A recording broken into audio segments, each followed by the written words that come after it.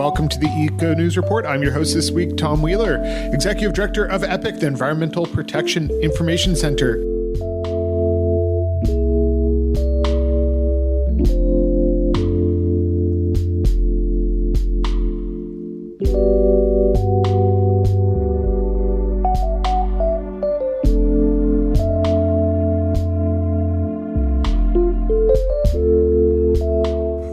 Welcome to the EcoNews Report. I'm your host this week, Tom Wheeler, Executive Director of the Environmental Protection Information Center, or as we are better known in these parts, EPIC. And we have a great suite of folks to discuss a pretty depressing subject, which is the new IPCC report, the International Panel on Climate Change. So this is the big thing that came out on Monday of this week. And it is the thing that, we'll get into it. So joining me from EPIC is Matt Simmons. Hey, Matt. Hey, Tom. Thanks for having me. Colin Fisk from the Coalition for Responsible Transportation Priorities. Hey, Colin. Hello, Tom. Caroline Griffith from the Northcoast Environmental Center. Hey, Caroline. Good morning. And Scott Greeson from Friends of the Eel River. Hey, Scott. So we have a particularly worked up group today because this is just we're all dealing with the Anthropocene, and so first off, Colin, would you like to give kind of the broad level summary of what the report says, or what is this report and what it is? What does it say? I'll do my best. So the UN has this body, the IPCC, the Intergovernmental Panel on Climate Change, and they issue periodic reports on the state of climate science, as well as climate mitigation, adaptation, and impacts. This particular report is about the physical science of climate change, so it doesn't really delve into the particular impacts or mitigations or anything like that. Those would be separate reports. I think the thing for people to know is that these IPCC reports are sort of inherently conservative. They rely on the consensus of a wide variety of scientists from around the world who not only have their own scientific perspectives, but also probably are somewhat constrained by political and economic pressures and cultural perspectives in their own countries. And so, when the IPCC says something, we're definitely there, or actually in reality, usually past there. So there was a big deal made in this case that, the IPCC said that it's unequivocal that human beings are causing climate change. And, we've known that for a long time, but this is the first time they've officially said it. And I think it's important to note that they never really got around to really saying what we were doing. I mean, they talk a lot about emissions, but never really point a finger at where those emissions are coming from, a lot of which is fossil fuels and the fossil fuel industry. So it does say humans are causing it, but it doesn't really until you delve deep into those 1,800 pages about really what those root causes are. I'll just say this. Compared to past IPCC reports, I think that something that stands out about this is that the language is just generally strengthened in this report. So where they might have said likely, they will now say very likely in this report. So generally, it just seems that the confidence intervals that these folks are dealing with have increased. Everyone is more confident about the causes of climate change and the likely warming scenarios that are going to occur. So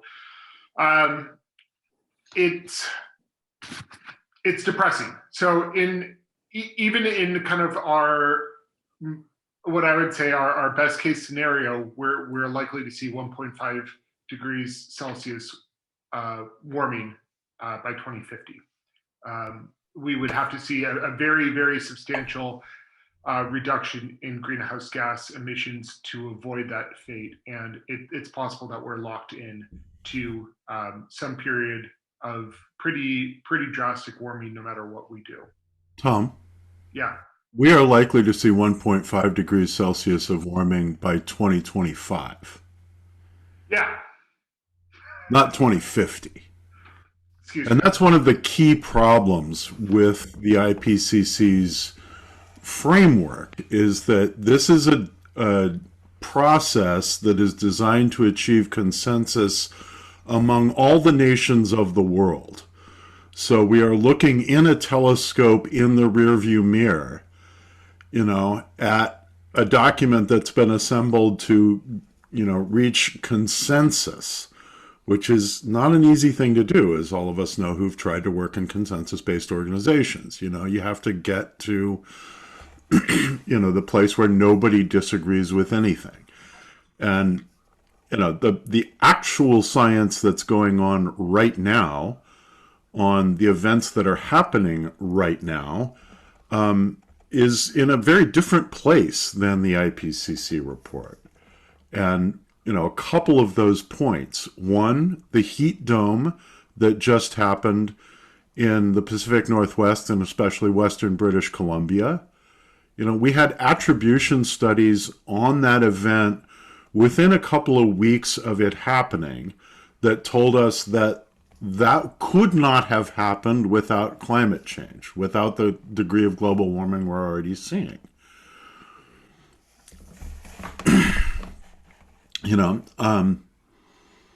Similarly, the IPCC report is telling us that, yeah, it would be terrible if the Gulf Stream were to shut off, but it's pretty unlikely based on the science they've got in the IPCC report. But the latest science we've got on that subject tells us that, in fact, Greenland is melting very, very quickly and dumping an enormous amount of fresh water into the North Atlantic, which is resulting in the Gulf Stream conveyor belt slowing down dramatically and probably shutting down. There's a degree of complacency reflected in the IPCC report that, doesn't reflect what we're seeing in the world right now. Yeah, I think to build on that a little bit, a lot of us have been saying for years and years that, we can't wait for full certainty about the science to act, because by that time it'll be too late. And I think, the IPCC, part of the flaw in the approach is that it waits for almost full certainty before they say anything. And we see in this latest report that they're, as you mentioned, Tom, they're already now they're saying, oh yeah, we're pretty certain, we're absolutely certain it's happening, it's already happening, there's a certain amount of change that's baked in that's very serious, and so we're basically on the verge of being too late. We're not too late, but we're too late to stop it entirely. We're not too late to stop the worst, but I think what it does not do, and what we need to do, is start to envision, or continue to, as many of us have been doing, envision the world, that's the low carbon world that we need, and get there. This sort of adds a little bit of urgency to maybe folks who haven't otherwise been paying as close attention, but it doesn't tell us where we need to go. And that's the next step, I think. Yeah, I was just going to add on to that. I know everyone in this conversation knows this, but it's important to always point it out that climate change isn't an on-off switch. It's like a dimmer switch, right? And so when we blow past 1.5 and probably blow past 2, it's not like that means we failed and the job is over. That means we need to try even harder and keep working, right? Because 3 degrees and 4 degrees look like absolute hell nightmarish scenarios, right? And so I think that's something that I always try to keep in mind. Colin was talking before we started recording about what makes us hopeful, and I guess this isn't hope, but it's something that gives me drive, right? Probably I'm going to live in a world with 2 degrees warming, but I really don't want to live in a world with 3 or 4 degrees warming. I think it's important to try to think about the better world we hope to build, to try to get a sense of, the solution spaces we'd like to live in, and to give people a sense of possibility. But let's get real. As Carolyn pointed out, the IPCC buried the reality that what we are dealing with is the consequence of human activities: fossil fuel burning, deforestation, agriculture, other land use. That's the core of it. Mostly it's fossil fuels. And so to attempt to even limit the future damage, we have got one critical task ahead of us, and that is to destroy the fossil fuel industry entirely and replace it with sustainable energy. To do that, we have to destroy the allies of the fossil fuel industry, who are in this country a political party dedicated to denial and focused on securing political power outside the political process through gerrymandering, through vote suppression, and other anti-democratic means.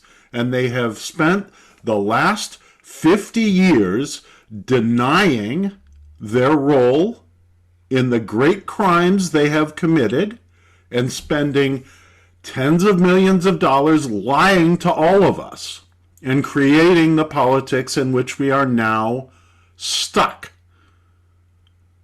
And, frankly, I'm in a very revolutionary mood right now. And I don't know why everybody else isn't. I mean, I think that you can find plans for guillotines on the internet. I think we're all in a revolutionary mood. You just might be the vanguard party. Caroline. Well, and I think it's really important to like distill down really what is even behind that party, behind both of the parties who are supportive of the fossil fuel industry and the fossil fuel industry, and it's the profit motive, and that is the guiding force behind a lot of I would say all of the environmental degradation that we see is the profit motive, and that we have kind of gotten wrapped up in this as individuals. Because they push the responsibility off onto us as if we can all individually make changes in our lives, which will change this process. And, a lot of the greenwashing that is happening lately, and you see that even within the fossil fuel industry, trying to convince us that making these choices helps support sustainability. And so I think I'm in a revolutionary spirit as well, Scott, and I think that we really need to start talking about changing the systems by which these people profit, because that's what is ruining our earth. I mean, I agree, Caroline, and I think one of the challenges that we face is, as you said, these systems have been built already, and they're the systems that we're currently living by, and so that makes it a huge challenge to, I think, not only to overthrow these massive industries, but to create the will to do that when this is what we are used to living with. And so, one of the things that really struck me was, within a day or two of the IPCC report coming out, we had news about the bipartisan infrastructure bill in Washington. And, 90% of that bill, if not more, is supporting the existing transportation infrastructure we have, building more bridges and roads and highways and maintaining that system, which is in fact responsible for the largest chunk of greenhouse gas emissions, and so that's why I'm on this show, because because I deal with transportation, and that's where most of the greenhouse gases come from around here. So there's and again, that was hailed as this great bipartisan victory, when from a scientific perspective, from a climate perspective, that is leading us further down. It's digging the hole even deeper. And so I agree, we need to make these massive systemic changes. They need to happen on a policy level. People's choices, personal choices, are limited by the systems that we have created. In that case, literally the physical landscapes that we've created that limit people's choices. But so I think when we talk about what can people do, you know, it's getting involved in policy change. It's getting involved in advocacy. It's getting involved in politics, really, and basing that on the science and what we know already. All of this is just depressing to me, just because I don't believe that it's going to happen. If we look at political trends, like we're not going to have a revolution as much as I'd like to see one. And I feel just utterly sad. I don't know. It is a feeling like I am melting when I think about climate change. One of the things that the great philosopher Hegel said was that the thing we learn from history is that we don't learn from history. And I've been really enjoying myself the last few years listening to a great podcast on the subject of revolutions by a guy named Mike Duncan that I heartily recommend to everybody, because it is a deep exploration of, the forces that drive real political change in stuck systems. And one of the things that Mike comes back to again and again and again, and which I'm reminded of right now, is that the people who make revolutions happen never expect them to happen. True. They're always surprising. So, that it doesn't feel likely right now, is situation normal. And, the reality is that we have to be real about the challenges we face, and we have to be serious about, our opportunities to make change and to use the power we have. And we have to keep pushing because we have to. And, there's no option of giving up. There just isn't. I think that's right on, Scott. And to add to that a little bit, I think what our responsibility, I think you're totally right. No one ever predicts a revolution. Many people have tried, but never successfully. And so I think what we can do is, try and do the work that we can do in the context that we have, but also build the infrastructure to be prepared to take advantage of revolutionary moments when they arise unexpectedly. That's part of the work that I think we are doing by having this, this social movement, this environmental movement infrastructure that all of us are part of. Yeah, I think it's also incredibly important to really to spend the time envisioning the future that we want to move towards, instead of just reacting against the terrible present that we have been presented, but to really put ourselves in that mindset of not just people to whom this happens to, but actually the makers of the future that we want to move into, and to empower ourselves and those who are around us. And to take that, I've been getting solace over the last year from thinking about an elderly woman that I know who said she started making her 200-year plan, not with the idea that she would live for another 200 years, but just what in this moment could she be doing to help affect 200 years in the future? And thinking about what I would like the world to be like, and then taking those steps backwards to kind of make a, reverse game plan of how to move into that. Which has really just started to, it dampened down the nihilism that I feel when I read reports like this and think that there's nothing that we can do. And that's what gives me the hope to keep moving. There's an idea in the physics of complex systems that I find both useful and terrifying in thinking about the situation we're in. And that's this idea of strange attractors.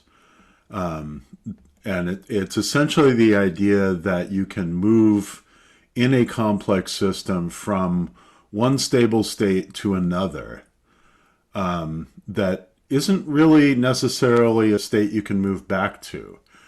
And in ecology, we might look to, for example, the transition we are now seeing on south-facing slopes across Northern California as fires sweep conifer forests off those faces and they are replaced with chaparral.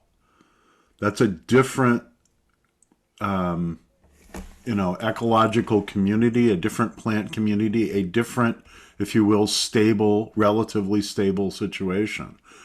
And I think one of the things I hear in Carolyn's urge to talk about and think about and visualize, the better world, the different society, what I hear is we have to build those better ways of being together, those better communities, in order to show that they can exist and that we can build a better system.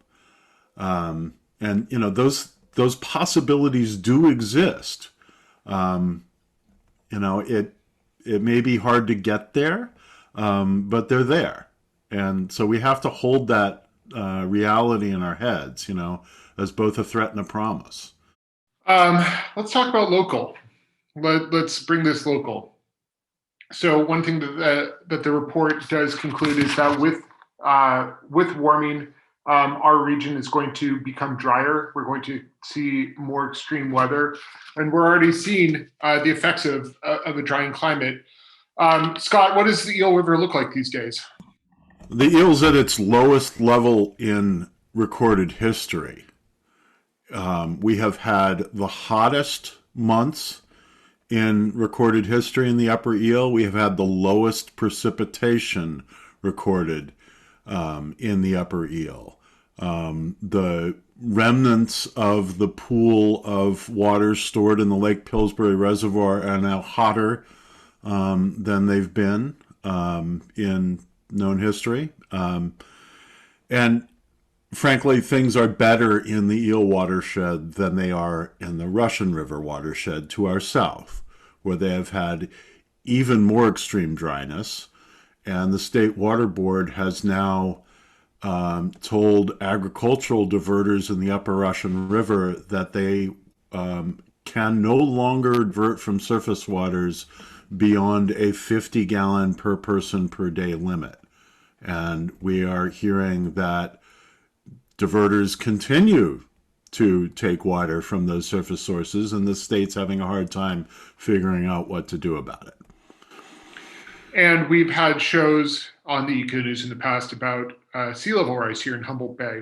So something else that is a certainty, I believe was the term that the IPCC used, was that sea level rise will continue to occur no matter what happens. No matter if we turn off all CO2 emissions tomorrow, we have some locked in systems that we're going to continue to see sea level rise.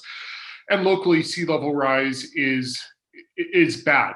We are experiencing it worse than anywhere else on the West Coast because our bay is kind of sloughing into the ocean. We are subsiding, our geology is subsiding, and then at the same time, sea level rise is coming up. And we are likely to see, we're likely to see during king tides in the next decade, portions of Highway 101 be inundated with seawater. Closing the 101. I think I just wanted to add here, Matt mentioned earlier the idea that, climate change isn't an on-off thing. And I think this is really important with sea level rise also, which is that, and one thing that did strike me about this IPCC report is that it talked about the continuation of sea level rise over hundreds and even thousands of years. And so a lot of times the farthest out, projections that anyone talks about is 2100. But with something like sea level rise, that's going to continue for hundreds of years after that. And so, 2100 seems like a long ways away. But, when you think about having children, having grandchildren, the projections you're seeing for 2100 are not the end. It's not going to stop there. And so we have to continue to act to lower that potential for sea level rise as well as other impacts. So I just want to quickly read the quote that Colin was talking about here. Summary B5, many changes due to past and future greenhouse gas emissions are irreversible for centuries to millennia, especially in changes to ocean, ice sheets, and global sea levels. Scott. 5,000 years ago, humans invented the wheel. The point here is that we have, in the last 200 years, injected the amount of carbon that is driving this whole problem, this whole conversation.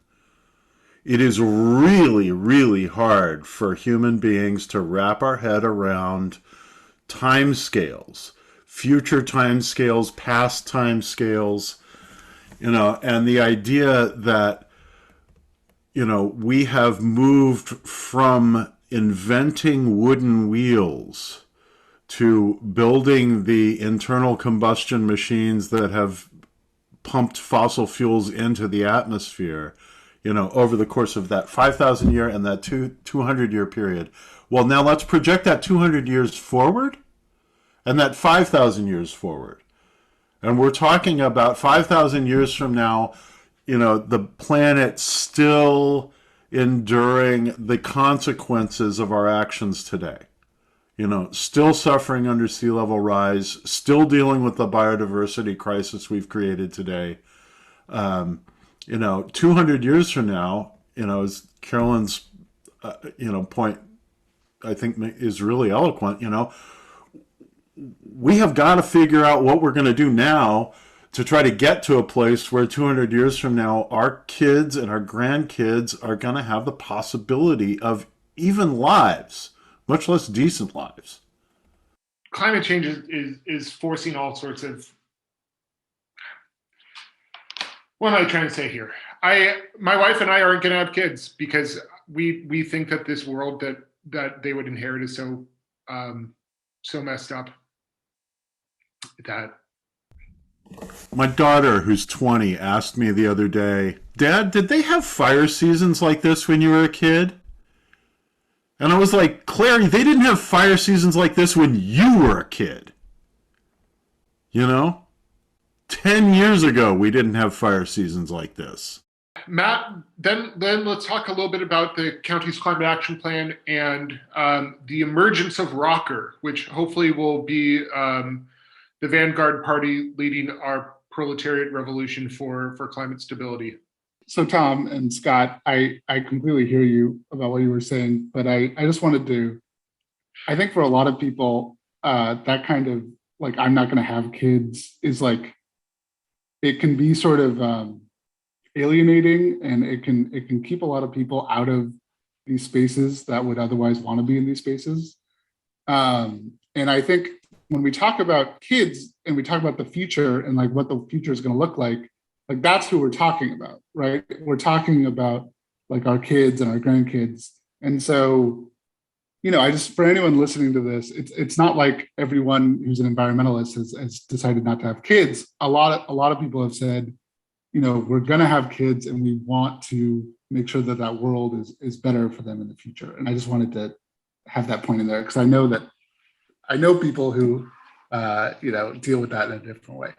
Well, and I also think, Matt, that, we're, those of us who don't have kids are working for a better world for your kids. That's why we're doing this. Because if we had just given up, we wouldn't be talking about this.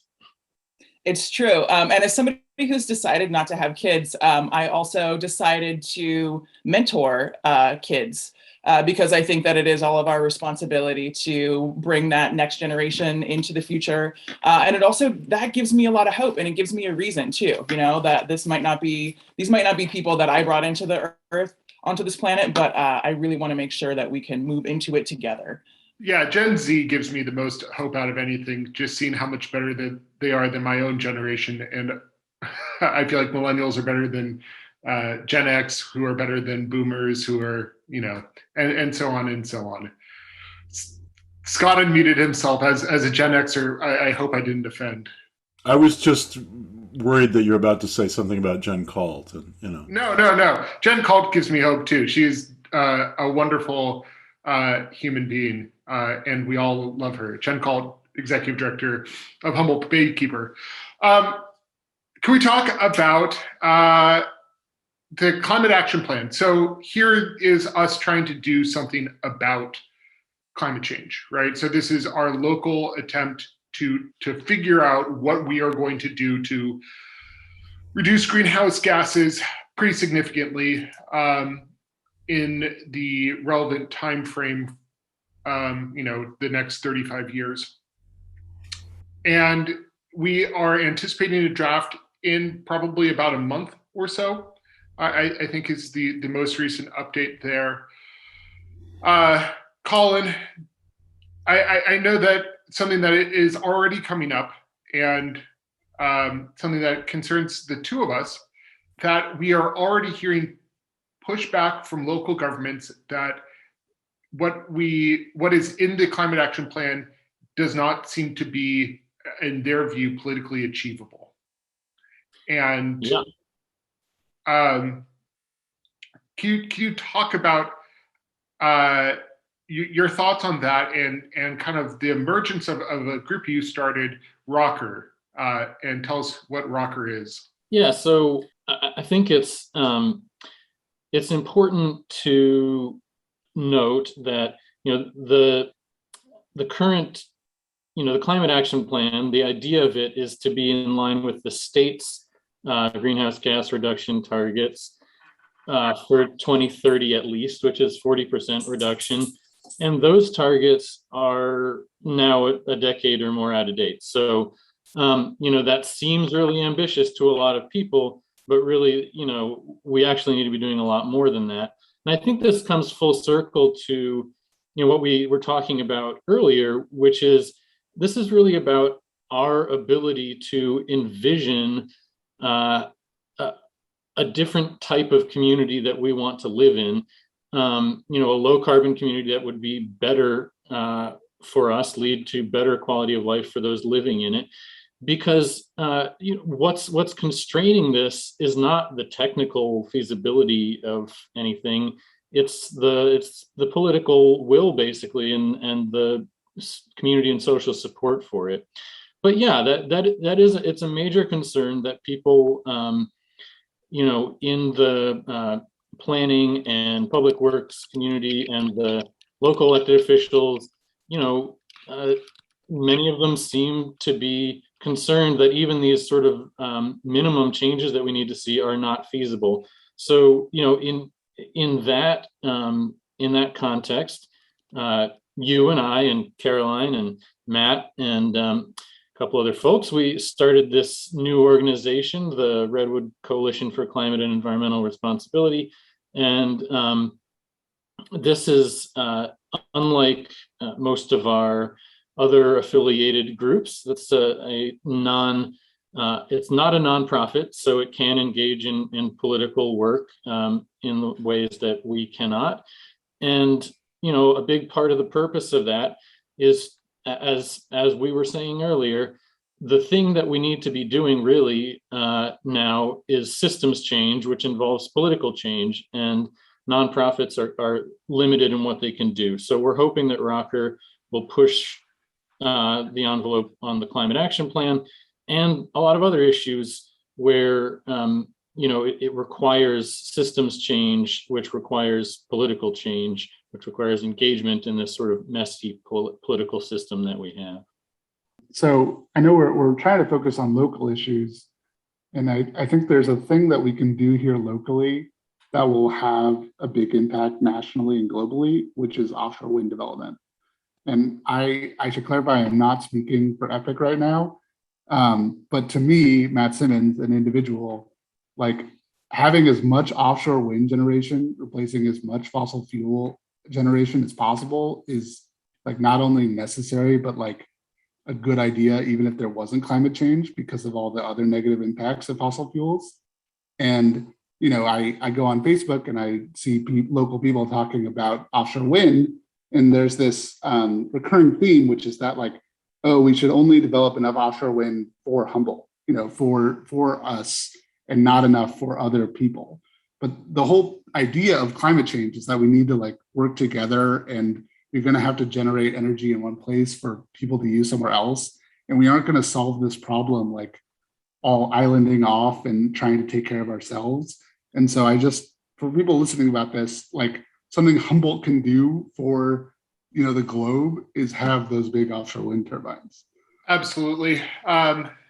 And I should also give the caveat, perhaps not speaking for EPIC, but shoot, I'm the executive director. I perhaps can speak for EPIC here, where we're excited to make this work, right? And I hope that we can avoid another Terragen-like fiasco here.